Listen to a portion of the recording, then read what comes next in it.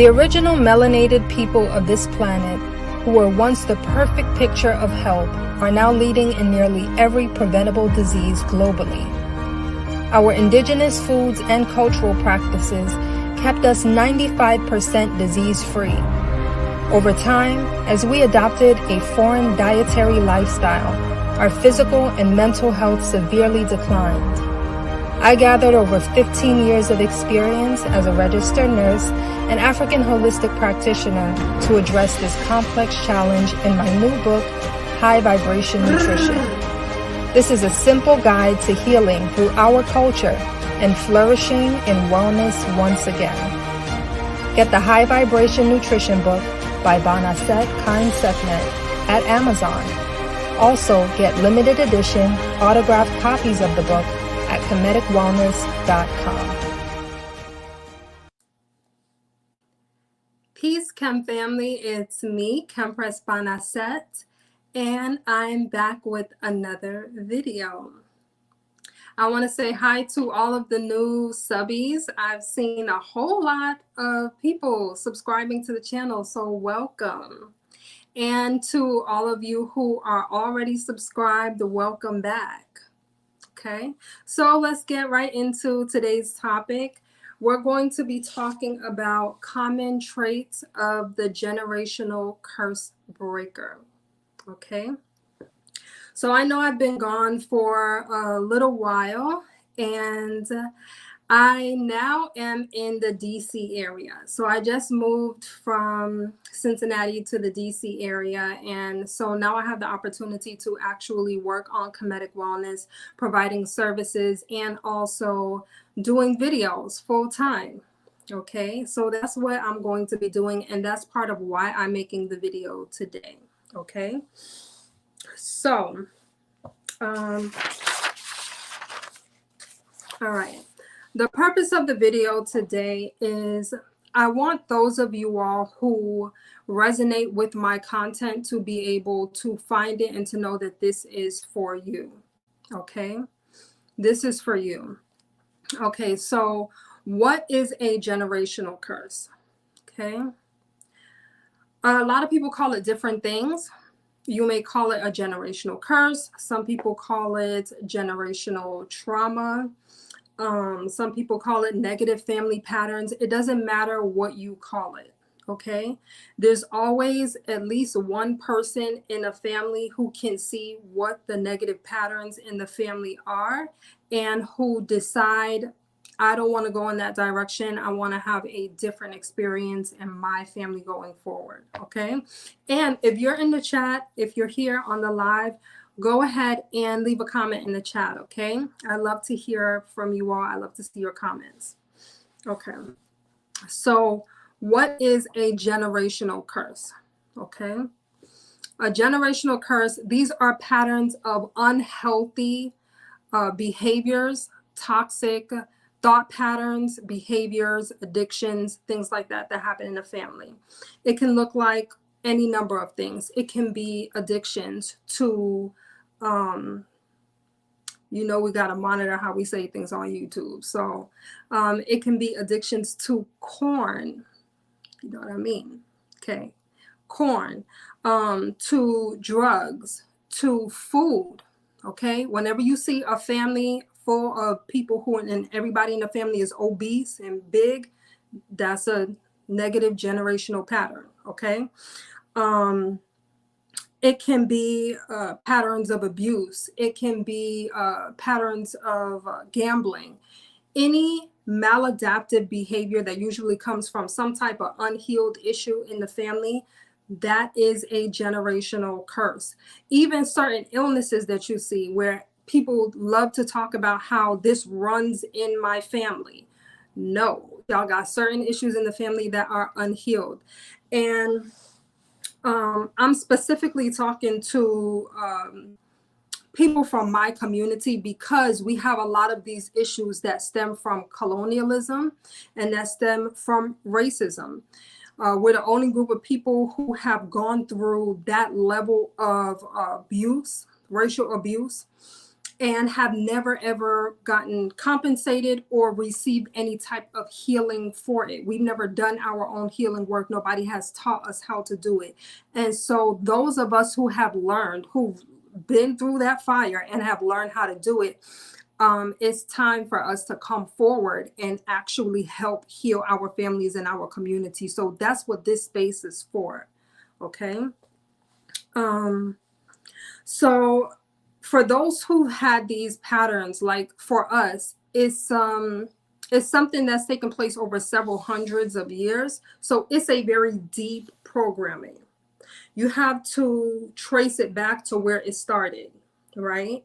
So if slavery, colonialism is the root of it, and it's been happening for several hundreds of years, and on top of it, there was a lot of fear, there was a lot of violence, and things that really embedded certain behaviors into us, certain things that our great grandmothers and grandfathers did to cope with what they were experiencing, the level of violence that they were experiencing, the level of oppression that they were experiencing, and they didn't have anybody to help help them cope. They had to do whatever they had to do, and they developed certain coping mechanisms. For some, they were smoking, some they were drinking, or eating too much. It could have been any number of things. And they passed those things down through normal contact in the family. Like if you see your mom behave a certain type of way over and over, you learn that that's an acceptable way to be. That's an acceptable way to handle things.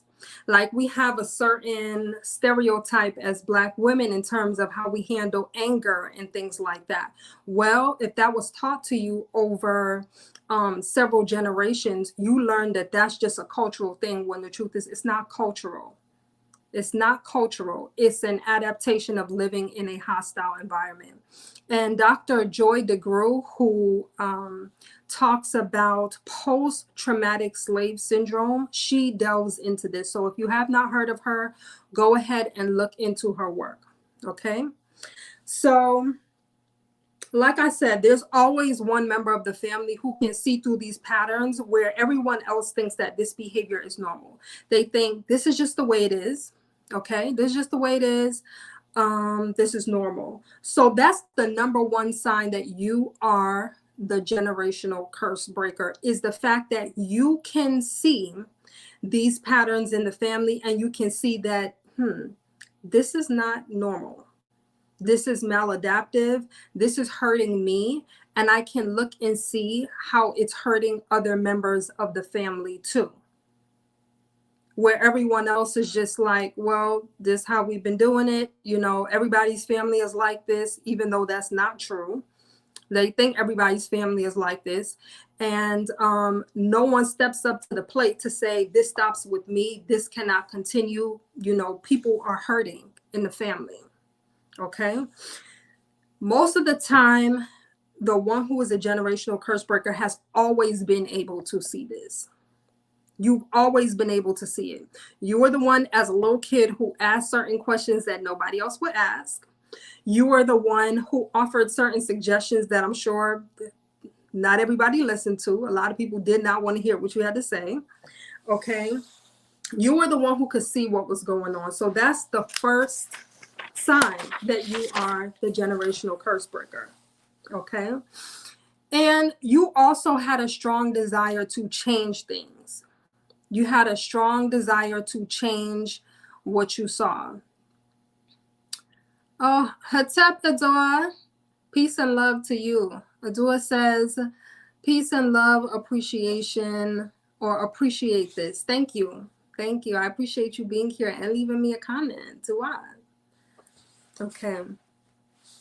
So I'll speak for myself, for example. As a young kid, I always knew that there were certain things that I wanted to change. And I had literally been reading self-help books since I was about 10 years old. And not just reading the books, like actually doing the work in the books. I was actually doing that work at 10 years old. I actively thought about the type of family that I wanted to have And I thought, if I do this, how is that going to affect my children going forward? If I do this, what would my family look like if I continued this pattern? And so I looked at, how would I break that? This is the type of mentality that those who are generational curse breakers have. They're looking at certain patterns, how it's affecting the family, and they are deciding, I'm not going to continue that. And they're actively doing the work. Okay. I see Kyra knows 144 says greetings. Hi, Kyra knows. Greetings to you too. Greetings. Okay. So the second sign that you are the generational curse breaker in the family is that you have a higher vibration than the others in your family. So like I said, you have been able to see certain things from a child. You've been able to see what was maladaptive and what was working, okay, and what could work. So you may be the person in the family who, in a family that's of obese people, where you're into fitness and it's totally out of place for the other members of the family. You may be the family member who wants to become a teacher and nobody in your family had an education past junior high school or high school. Okay. You may be the member of the family who is vegan, where everybody else eats fast food. Do you understand? You may be the one who is more spiritual and into ancient spiritual traditions, whereas the rest of the family is, very steeped in Abrahamic religious traditions. Okay, they're Christian, they're Muslim, they ain't trying to hear nothing about no African spirituality. They don't want to hear about that. They have very closed minds about things like that, whereas you can see the benefit in it. You can see what it really is about. You have a higher vibration than those in your family. You may be one who is more positive, who thinks on a more positive note, whereas that's foreign to other people. You may be the one in the family who does not gossip, where everybody else is gossiping and tearing each other down. You do not engage in that behavior. You have a higher frequency, a higher vibration. I talked about the different emotions and thought patterns and how all of them vibrate on a certain frequency. So you have certain thought patterns, such as, victim mentality, grief, sadness, abandonment. All of those things vibrate on a very, very low frequency.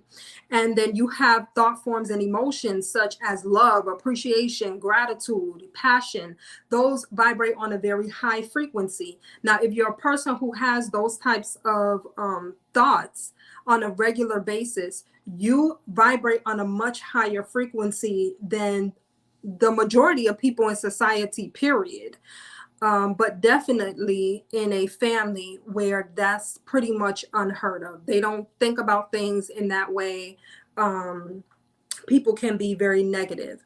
So the reason that you have a higher frequency, and you naturally have that, you came here like this.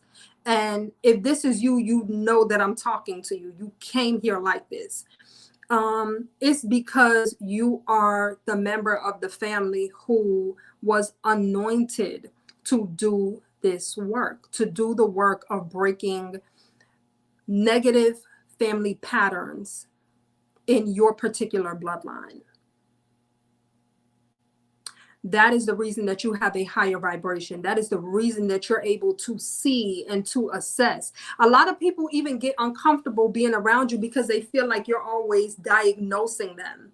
And in a way, you are. If you are a natural healer, that's what a healer does. You're looking at a situation, you're assessing what it is and what needs to change so that you can actually do that work and implement something that's going to bring about that change. So that can really anger some people, and it can make people feel uneasy around you. Now, if this is you, you likely have a certain skill, or you have multiple skills or talents that reflect this, okay? You have different skills and talents that reflect this innate healing ability. Now, that can come through as you being a yoga teacher. Okay, you could be a musician, an artist, make beautiful music. That's a part of your talent. You may be a singer. You may be a dancer. Okay. You may be a nurse or a doctor.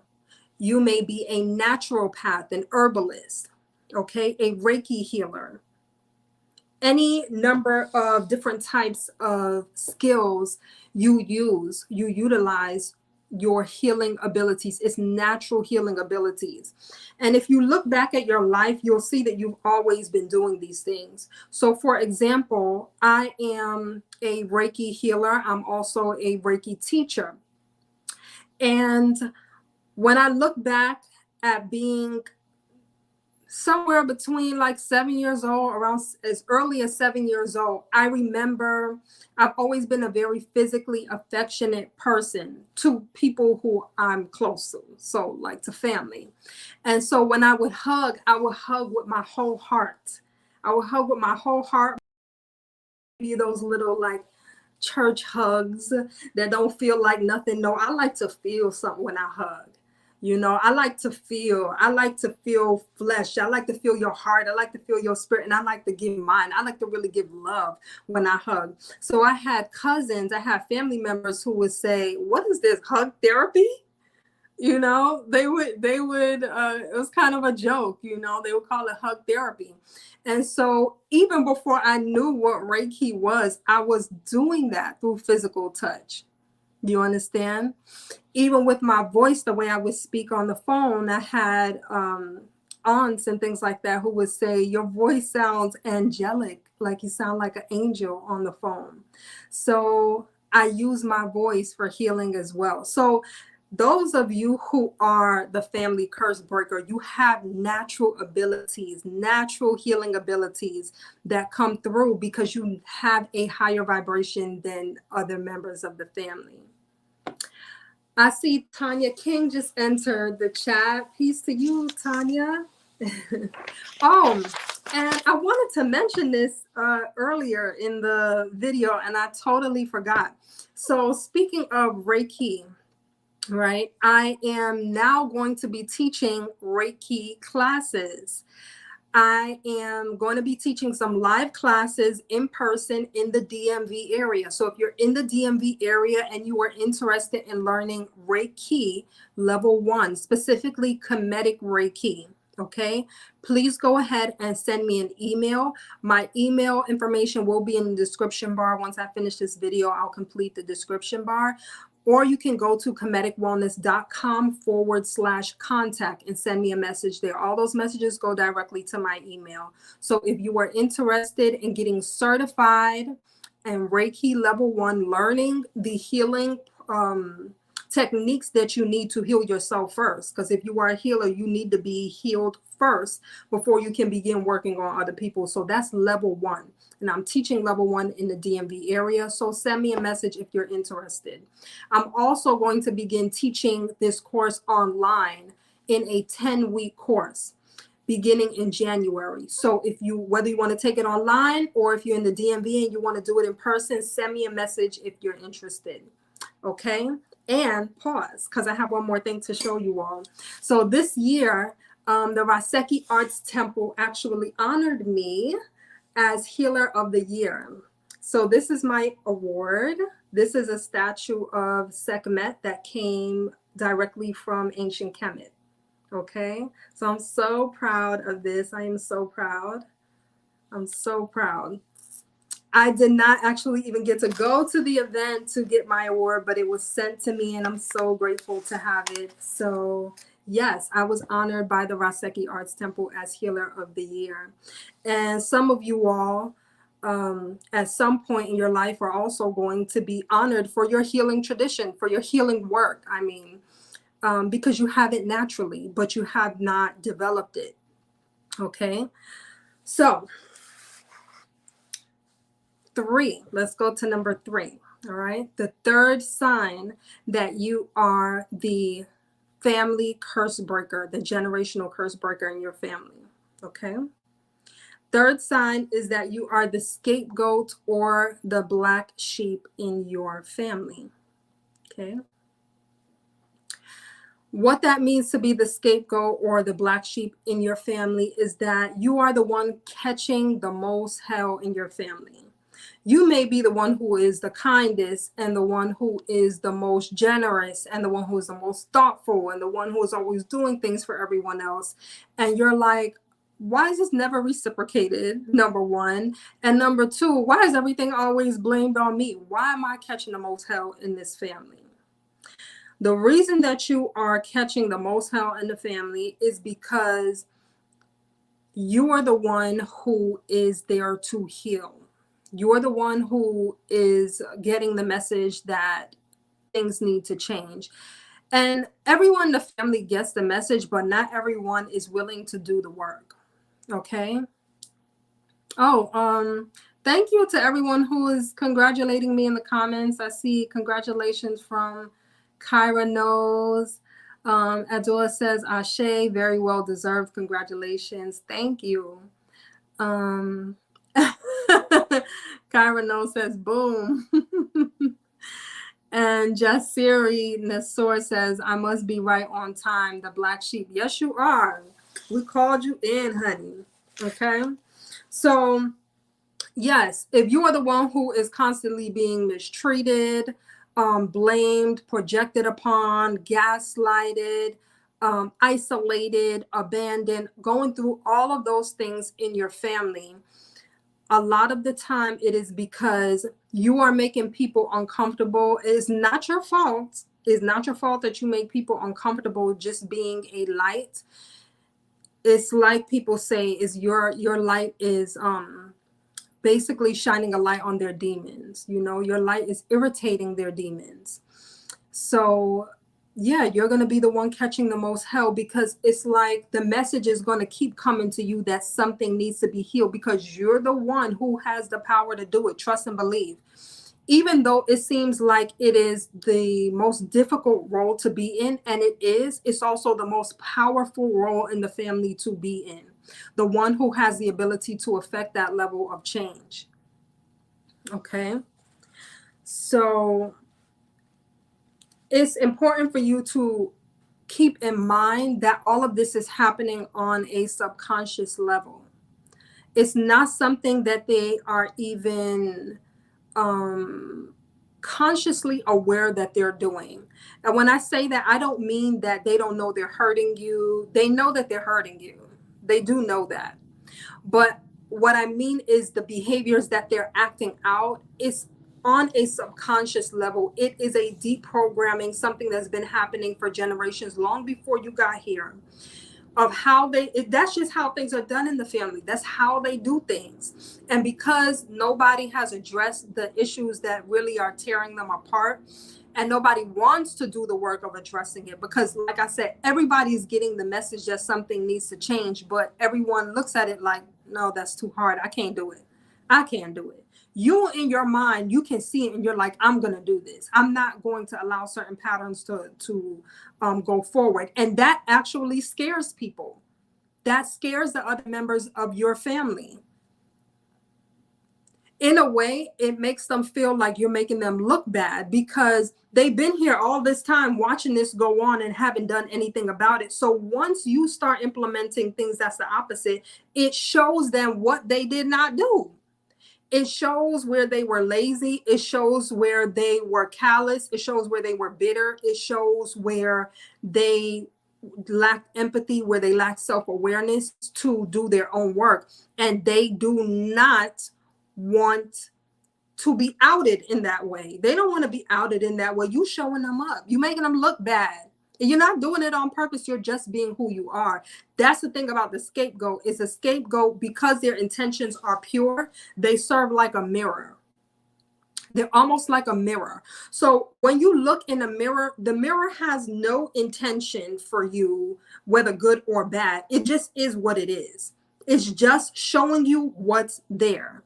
Now you can be like, what's that Disney that Disney movie is it Sleeping Beauty, where the woman got so upset at looking in the mirror at herself when she would ask, mirror, mirror, on the wall, who's the fairest of them all? And she always got the answer that she was the fairest of them all. And then all of a sudden, when Miss Sleeping Beauty showed up and showed her out, honey, she did not like that. When she asked the mirror who was the fairest of them all, the mirror told her that she was no longer the fairest.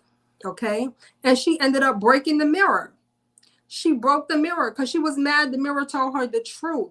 That's how they do you. They are mad that you just being you, just showing up pure intention and showing them who they really are. And people who lie to themselves on a regular basis do not like you showing up being authentic because it shows how fake they are. And that's what they don't like about you. That's what they don't like about you. That's what pisses them off about you. So that's why you're the one catching the most hell. And that is the number 3 sign, you being the black sheep, you being the one catching all the hell. That is the number 1 sign that you are the family curse breaker. Okay. So let me see what y'all are saying in the comments. Kyra knows says this is irritating. I've done the work and I've accepted that I will never deal with any of those snakes. I don't blame you. I don't blame you. Okay. It's much easier for them to blame you than to do the work that they need to do on themselves. It's just easier to blame you. It's easier to say there's something wrong with you than to have to do the work of fixing themselves. Okay. So that goes to number 4. Point number 4. Okay. Point number 4. The sign that you are the family curse breaker. You are actively doing the work to heal yourself. You are actively doing the work to heal yourself. It's not enough just to see what's going on. It's not enough just to talk about what's going on. You have to actively be doing the work. And when you are actively doing the work, that produces results. So you have to have some fruit in your life that show that you have done the work on yourself. It's not enough just to say, I'm the one, I got the answers. You ain't got the answers if you haven't done the work. If you haven't done the work, you ain't got the answers. It doesn't mean that you can't get there. Anybody who is willing and is disciplined enough can get there and actually do that work. But you have to be actively doing the work if you are a family curse breaker. If you are the one who breaks the patterns in the family, it's not enough just to see it. The truth is everybody sees it. Everybody in the family sees that something is going on, but they don't admit to everything that they see because that would force them to admit what they're doing to contribute to the problem, which they don't want to admit. They don't want to look bad. If you are doing the work, you have to have, there's a part of your ego that you have to kill. I probably shouldn't have said that word. Okay. YouTube got me walking on eggshells, man. There's a part of yourself that you have to delete, that you have to get rid of, and that's the ego. And as I said, I did that a very long time ago. I practiced doing this as a child. This is what shadow work is about. It's about looking at the parts of yourself that are in the shadows, the things that you don't want other people to know about you, the things you don't want people to see, the things that may be embarrassing, the things that may be contributing to the problems that you say you want to get rid of. But in order for you to not continue contributing to the problem, you have to be honest. And it doesn't necessarily mean you have to tell anybody else. You don't have to make some big announcement to everybody else, but you have to be honest with yourself. And as I said, since I was a kid, I have been doing self-help work. I've been doing shadow work since a child, since I was 10 years old. And I made a promise to myself that I wasn't going to be afraid to see what was wrong, the things that I was doing wrong.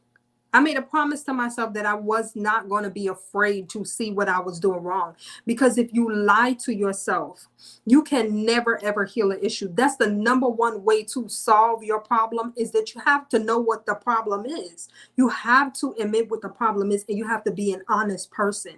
You have to be a truth seeker. And you first have to look within for that truth. You understand? Those who are too afraid to look at themselves and look at where they may be messing up, you know, smell themselves. I mean, am I smelling bad? Am I doing bad? You know, you got to smell yourself. Okay. Before anybody else does. You don't want nobody else smelling you before you do.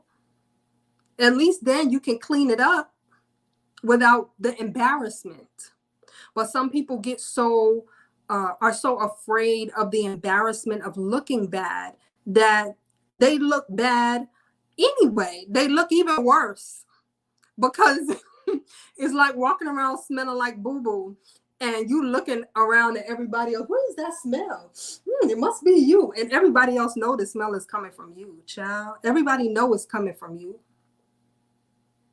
You look worse because you don't want to be honest with yourself. Be honest. Tell yourself. See where you're messing up. And then you can fix it. Okay? So you have to actually be doing the work on yourself, actively doing the work on yourself to heal it. Okay? This means you have to be doing your self-healing work. You got to do your shadow work. You have to do your inner child healing work. If you're the one going to therapy, okay, maybe nobody else in your family ever thought of going to therapy. I'm trying not to laugh at you, Kyra. Kyra knows. Behave. I'm trying not to laugh at you in the chat. If you are the one doing your therapy, okay, you are doing your yoga, you're learning how to meditate, you're using sound healing, okay, you're doing the work. You're actively doing the work to heal. You understand? Whereas nobody else is doing it. You're educating yourself on certain patterns in the behavior. You're educating yourself on certain patterns of behavior in your family, whether that is hoarding, alcoholism, narcissistic abuse, childhood, how can I say this? Unwanted touching, okay? All of those different types of things that happen in families that have negative generational patterns. You're educating yourself and you're actually doing the work. Adore says, it takes courage to be vulnerable and transparent, but integrity will demand and call for it. And Kyrano says, all right, sis, hands over mouth. I love seeing y'all comments. I love your comments. So yes, you have to be doing the work. And that's the purpose of me doing this video today. I'm doing this video because I really want those of you who are interested in doing the work to find me and to know that you have somebody who is on the same path, who has been there, who has done that, and who is there to assist you as well.